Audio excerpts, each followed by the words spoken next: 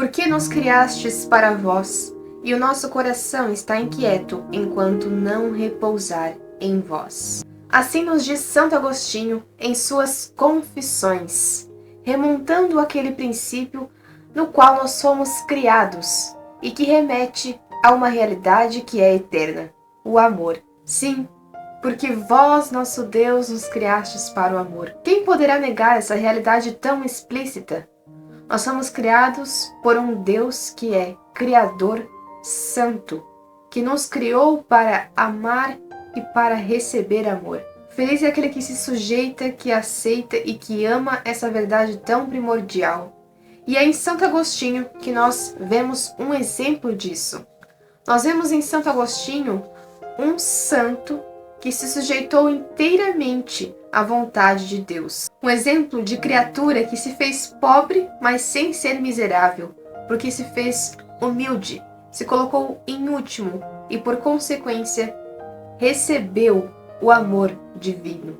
Foi banhado por esse amor que vem de Deus. Eis um grande exemplo de santo que amou verdadeiramente a Deus sem hipocrisia e que evidencia aquela realidade tão explícita e tão primordial ao dizer: gostando de amar, procurava um objeto para esse amor.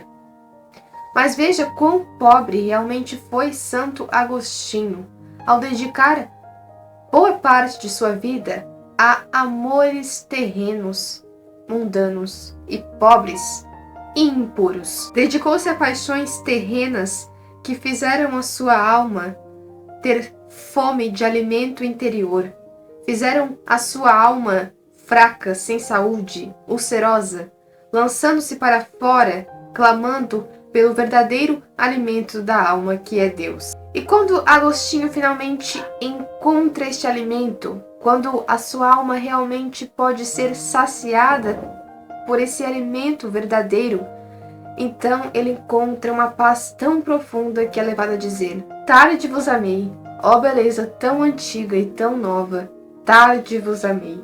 Mas de que forma Santo Agostinho é levado a ter este encontro íntimo e verdadeiro com Deus, em que leva a sua alma e o seu ser por completo a repousar no colo de Deus? Agostinho chega a encontrar-se com o soberano Rei, com o Senhor, não por um caminho diferente daqueles que todos os outros santos também tiveram que trilhar para chegar até Deus.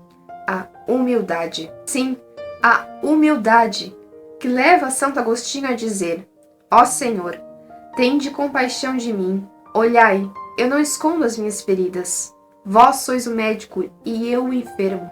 Sois misericordioso e eu miserável. Humildade que o leva a tornar-se servo fiel, que não prefere e nem quer ouvir aquilo que deseja, mas que ouve aquilo que vem de Deus e que aceita isso que vem de Deus. E quantas respostas Santo Agostinho teve de Deus!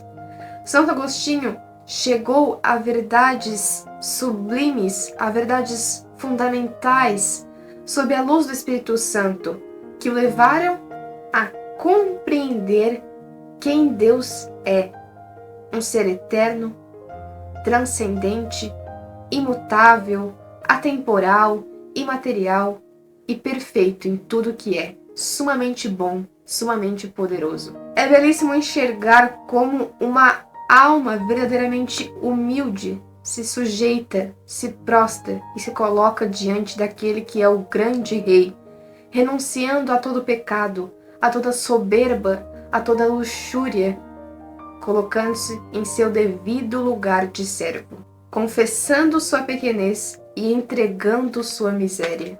Pobres os homens que não seguem o exemplo de Santo Agostinho, que permanecem nos mesmos pecados, que reafirmam a sua própria soberba, tornando-se odiosos da verdade.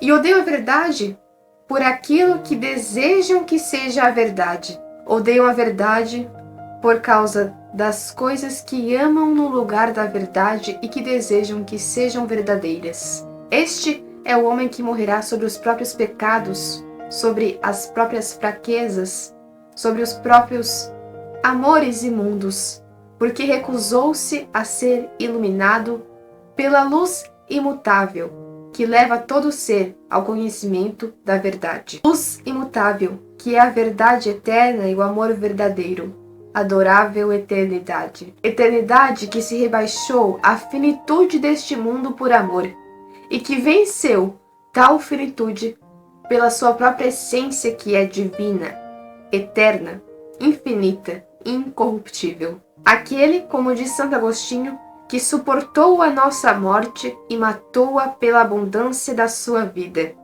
Foi este quem Santo Agostinho conheceu depois de tanto procurar. Foi quem conheceu e amou na humilhação de sua própria miséria. E foi este amor que o levou a dizer com uma grande incompreensão àquelas pessoas que não compreendiam aquela verdade tão primordial: será possível que depois da descida da vida não queirás subir e viver? Sim, porque aquele que é a própria vida desceu a este mundo para nos dar a sua vida, e que depois fugiu aos nossos olhos para que nós o encontremos dentro de nós mesmos, dentro do nosso coração. E foi aqui, foi dentro de si, que Santo Agostinho o encontrou.